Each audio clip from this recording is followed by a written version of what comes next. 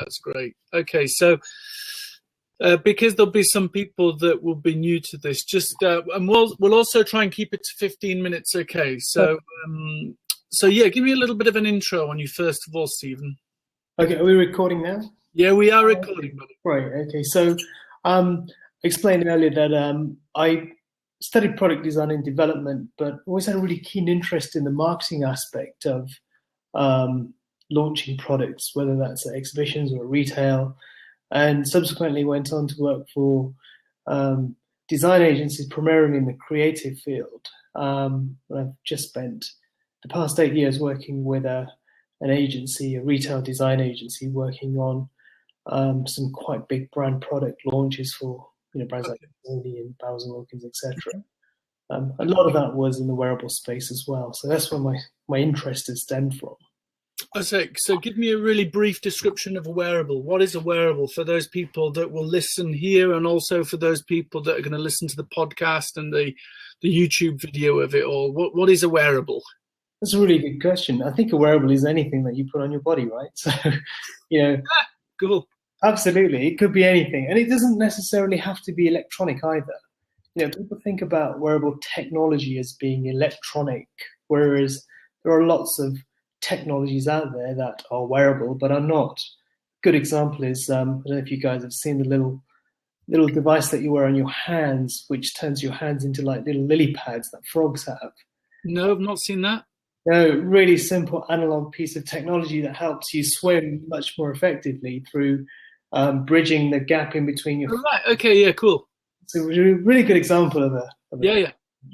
So, but the wearables that we're talking about are the ones that are connected onto the internet. Is that right?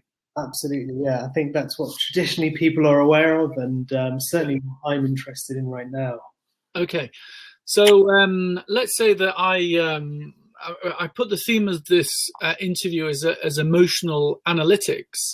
Yeah. But obviously the question that comes to mind is I walk into a bank maybe, or there's any number of scenarios, and my watch, which is an Apple Watch, or my Fitbit is communicating with the sensors on the other side of the table, probably with my permission, of course, indicating to that person whether or not I'm telling the truth or lying.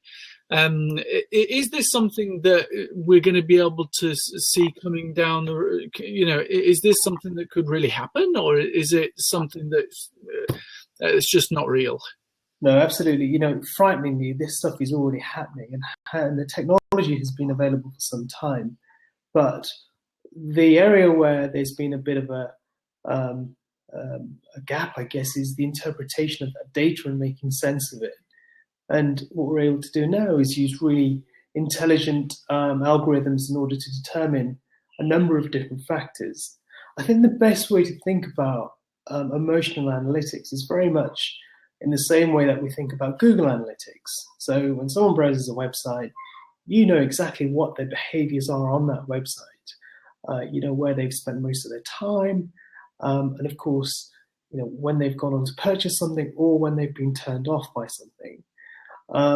So emotional analytics is a way in which we can use real-time online and physical data. So whether that's data that's being harvested from your watch or your mobile device, or if you're sitting in front of a computer, there's a number of different modes, as they're called, of input.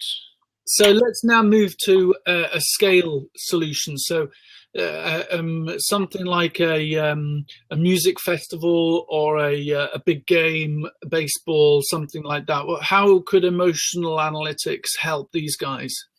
So what a lot of brands are doing right now, and a really good example is what Jaguar did at Wimbledon. So they used a number of different wearables, as well as cameras and other sensors within the arena, to capture the emotions of people in that space. So each and every individual was given a wrist-based device which was tracking their heart rate. This is as they went into Wimbledon? Exactly, yeah. So given a wearable which they used for the duration of that game. The actual auditorium where the game is taking place had a series of cameras and sensors located around the court itself. And as an exciting point was being played out, Jaguar were able to actually track how people were feeling. So you could see the raise in their heart rates and their emotional states from analyzing a number of different analytics on their faces, their body language, just the whole excitement and anticipation of what was about to unfold was all being recorded. Now, Jaguar linked that back to obviously their cars, and the emotional element of driving their cars is as heart racing as a... Oh no, that's clever. I like that so much, because I was looking to see where the segue was there. Go on. Yeah, so I mean, that's a very simple way of doing it. So you're monitoring a crowd response. Now, you could argue, you can tell that people are excited. You could see that they're on their seats. But what's really interesting is how they tied it back into a marketing plan, and they used the hashtag Feel Wimbledon as a campaign sort of tag. And the post that I released, I think it was last week, shows a video of that. So if anybody wants to have a look at that, it's on my LinkedIn profile, as well as being posted into Duncan's group. So do have a look at that. This is Feel Wimbledon. Oh yeah, look at this. Right. Okay. Yeah. That looks as though so they lumped the whole thing together. They lumped Twitter. They lumped I mean, did they hand out these things? Did people keep them, or did they hand them all back in at the end of the day? Was it a Fitbit, or was it something that had been custom built for that event? To be honest, I'm not sure exactly what device it was, but it was something like a Fitbit, and I believe it was just for the duration of that campaign, and then it was handed back. I don't think it was something that they kept. However, we don't really need to hand out devices like that in order to track data. Emotional data can be tracked in so many different ways. And I think what's really exciting is there are so many possibilities. It's only limited by your lack of creativity, I guess. The applications are really quite far-fetched and really exciting. I mean, I'm just looking at it there. It looks as though it was done with Mindshare, the London agency Mindshare. Yeah. And it looks as though there was some weird feedback there. There was a lot of people who were confused by it. I can see here on Twitter, and some people were pretty aggressive with the whole thing on social media. And then there's other people. I mean, I don't know. Maybe people could become fans of it, but it might actually. It does seem to have generated some pretty negative publicity. Although I love the idea of how the data is being used and stuff. It's a really interesting point, actually, Duncan, because a lot of people are feeling like this is a step too far, as in you're intruding my personal space here. If you're able to tell me a number of metrics that I'm not even aware of, that's almost like an invasion of my own privacy. So it'll be really interesting to see how this unfolds over time. But you only have to look and see what people like Intel are doing with their RealSense technology, where you have 3D cameras that are able to monitor the environment, both the environment around a computer or a phone, so things like what the weather's like, how many people are in that space, and of course it's doing that through the rear camera, and the front camera is monitoring your facial patterns and expressions. So it actually stitches those two bits of data together and throws out a response. Now, that can be beneficial in so many different ways, especially from a brand perspective. If you were to walk into a store and your pupils dilate, for example, because you've seen a product on a shelf, that would indicate that you're really interested. Now, through ticketing or your own device, you might be prompted to look at an offer that's just been sent exclusively to you based on your emotional reaction. This is all going to be hidden, isn't it? I mean, at the moment, we see advertising so much above the line, and we can see how they're doing it, and it's all pretty basic. But this technology it's going to be hidden on the shelves of supermarkets, I guess, isn't it? Because it doesn't need your consent to take a photograph of your eyes and look at whether or not your pupils are dilating. No, it doesn't. The legality is really interesting because, I mean, I've used this sort of technology in campaigns before where, because it's a camera that's filming some content, as long as it's not filming footage, you don't really need to advertise that you're filming because it's just taking data based on a set of parameters. It's not filming your identity. So another question I had on that, for example, is there going to be some kind of a link between my Apple Watch and my iMac here, so that when I browse onto a website and I'm browsing through that website, the Apple Watch is able to feed back to the server, whether it be, you know, Google server or whatever it is, what it is that's exciting me about the content on that page? Will it see my heart rate? I mean, is there going to be a link between the personal computer and the wearable, do you think, or is that? Yeah, I mean, much of that is already happening right now. You know, what Apple can monitor in the background is phenomenal. However, brands aren't really using that type of data and technology fully yet. And I think this is where it's going to get really exciting, when you're able to marry your emotional data with contextual data, which will then spit out a number of different results that would either entice you to purchase something, or it could just give valuable information back to the brand. Yeah. Or, you know, a website or whatever. Yeah. Yeah. I mean, it does sound as though there's going to be some enormous privacy challenges. I mean, enormous, because I mean, you really are dealing with people's emotions, aren't you? That is the central point of all of this technology, especially. And I know that Apple is built to become the world's largest healthcare company because of the health app, and because their watch is being worn by so many people and able to report such accurate data. You know, it does seem to be insane where we're going with this. Okay, in the last couple of minutes, is there anything that you think that we should know along this theme that we haven't gone over? I think just one of the really interesting things, and I think certainly the audience that you have in your groups will appreciate this.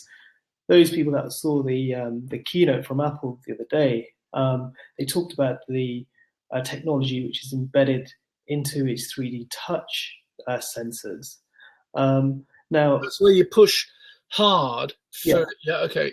So you can either push lightly or you can push hard on an Apple Watch. Yeah, that's coming out on laptops now, isn't it, and stuff? It is, across anything that has a touch. iPhones. Yeah. I think what's really exciting and interesting is something that we're working on right now is we're able to use something called sentiment analysis. Now, what this is we're able to monitor exactly what you're typing on a certain touchscreen device. So analyzing the language, but pairing that with how you're typing it. So if you're doing it in an angered state, chances are you're going to be pushing the screen harder. So if you marry that with oh, wow, yeah. Yeah, so, you know, that's going to get much more accurate, and the deeper we delve into that, the more data will be available. So again, you'll be able to tell what somebody's real-time emotional state is based on the way they're touching the screen, what their heart rate and other factors regarding wearables they're wearing are, and of course, you know, looking into a screen or a camera or whatever it might be. So I think you're right, and the point about what's going to happen in the space of privacy and, you know, people's because it's a nightmare, that, isn't it? I mean, that's going to be. Yeah. We thought that things were getting difficult with filling in forms on websites. I mean, this is going to be crazy. You know, what emotions do I allow you to have access to? I allow you to know when I'm happy, but I don't want you to know when I'm sad. I don't know how they're going to. I mean, if you can opt into giving an element of your data away for a certain advertising campaign or the benefits that you'd receive from doing this, you're kind of doing it in a more of a controlled way. Yeah, but if you give consent to a person in T's and C's on a website, and hidden in that T's and C's that says we're able to monitor your emotional state using your Apple Watch, which is now connected, you know, that's you know, that needs to be made. People need to be made aware of that. That's not just we're going to provide your details to a third party and they're going to email you or something. This is much more on the nerve, isn't it? We're going to know when you're sad. I mean, the worst case that you might have here is that you get chocolate companies advertising to people who are sad. Yeah, no, you're right. That's a really interesting point, Duncan. And I think the way technologists are arguing this point is, you could argue a knife is fatal, a kitchen knife in the wrong hands. Just like, Google Glass is potentially dangerous, on the wrong face. You can do, ethical damage, I guess, with anything. Yeah. So it's a case of appreciating the good and the benefits of that. Yeah, of course it is. Yeah. I mean, the one that everybody's been talking about at the dinners that I run is the driverless car. You've got somebody stepping into a driverless car, off they go, something detects that the person's not feeling well, and instead of taking them to get their kids at school, it actually rediverts and takes them to the hospital because they're about to have a heart attack, and it saves their life. And another car goes to get the kids. I mean, and actually the cars are all branded, Uber, Google. I can see that I can see all of that kind of stuff, but what I hadn't fully understood actually was just how powerful the emotional analytics could be. Just one final question before we finish. What emotions can you get from, is it just your heart rate that tells us what the emotions are? What else is going on? No, I touched upon there are a number of different what we call modes in order to monitor this data and information. So there are, the heart rate, which is the obvious one, but we can tell. When you're excited, your heart rate goes up. When you're relaxed, your heart rate drops. Exactly. I mentioned also sentiment. So this is where you're typing, the type of language that you're using in your text message, and how hard you're pressing onto a certain device. Oh yeah, okay, yeah. We can also. They're called nodes. Nodes. No, modes. Mo. Modes. M for mother. ODES. Yeah. Okay. So that's just the input. Other things that can be analysed are things like your sweat. So again, when you stitch together all the different types of biometrics that we're able to get, we're able to tell what your skin temperature is. Linked to your heart rate, linked to the way you're typing, etc. So yeah, okay, I get that. Now, Nikki Creel, hi Nikki. She said sentiment is not really accurate. I think I know what she means by that. So what I think that she means is that actually, my devices or my body might be giving off all sorts of information. The devices are taking that and reporting it, but I don't feel like that. The reason that's happened is because I put my arm in the fridge or in the freezer to get something out, and I just see what I mean. So there is going to be a margin of error here, I guess. Yes, there are. Yes, there is, and it's quite interesting because it depends how sophisticated these algorithms are and who's putting them together. And this is why a lot of brands or a lot of companies producing this have only used one or two inputs. There are benefits to that, and there are a downside to that. The downside is you're able to only get one or two dimensions of information, and that's okay if you're just monitoring somebody's facial expressions. But when it comes to things like sentiment analysis, if you're just analyzing sentiment on its own, it can be interpreted in a number of different ways.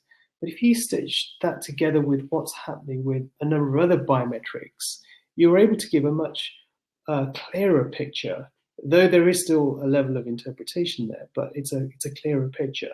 So if somebody's heart is racing, their body temperature is quite high, they are responding to something that they may have been aggregated by on social media. Yeah. You're able to put all those different modes together and then determine this person is most likely feeling like this based on all these different inputs. So do you think that, last question, okay, do you think that it will be Facebook that owns this space, or do you think it will be Google that owns this space? That's a really interesting one. I think Google have the potential to do more with this because ultimately they are all about data science. And of course, they're more active in the wearable space. I guess I missed Apple there. I should have said Apple as well, I guess, couldn't Yeah. And I mean, there's so many different companies that maybe it's going to be an aggregator rather than one central company take over. Yeah. Maybe like Google, it's going to actually aggregate. It's the emotional doorway to the web. You'll go to that company for all of the emotional analytics on all of the different companies rather than one central brand for. I mean, I don't sort of see just one of the big brands owning this space, though they'll probably have more data than anyone else. I think it's what companies who are active in this space are doing with it, and the ones who apply their own creativity. Okay. Stephen, thank you so much for joining us today. I'm glad that we actually made it in the end. Yes. And what is that painting behind you? Oh, so actually, this is something that my wife and I painted. Can you see it? Yeah. Yeah. Oh, right. Oh, you're jumping into each other's arms. Yes, exactly. And whereabouts are you based? So I spend about 3 days a week in London. Right now, I'm in a little village called Stoke Bruin in Northamptonshire. Okay, cool. So you're over here in the UK. Yeah. That's cool. We've got one last question from Nikki, really, really fast. Do you know if any work being done on reading micro expression together with biometrics? So do you know if there's any work being done on that at the moment? Are you familiar with anything in that area? So, Nikki, when you say micro expression, are you talking about? I guess what she means is a slight raise of the eyebrow, or maybe she means I don't know, maybe a slight increase in heart rate, perhaps even a hand gesture, something like that. Is this? I mean, I guess these things are able to pick up hand movements as well, because that's how the pedometers work, isn't it? Absolutely, body language as a whole. Yes, I mean, the algorithms that we are working on that takes a number of different inputs of data does take facial expressions and links them with biometrics and other factors. So it really just depends on the outcome of a certain campaign. And we would talk to a brand about what they're looking to get out of a campaign and then suggest the best way to propose harvesting that data. I hope that answers your question, Nikki.